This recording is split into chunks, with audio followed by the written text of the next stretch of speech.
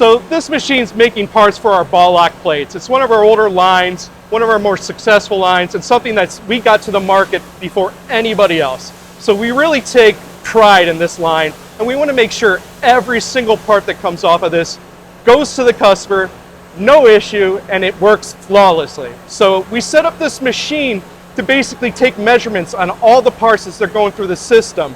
And as it's taking the measurement of the OD and the ID, it can make adjustments automatically to the system. So if the grinding wheel needs to come in a little bit, we need to change a setup on something, the machine does it automatically. We have no question about what's coming off this machine, and every part is the same as the part prior. So again, it's crucial that these things work well together. The idea of this is what kind of lines the part up for the quick lock or ball lock assemblies, so that it has to slip in perfectly every single time and lock in place.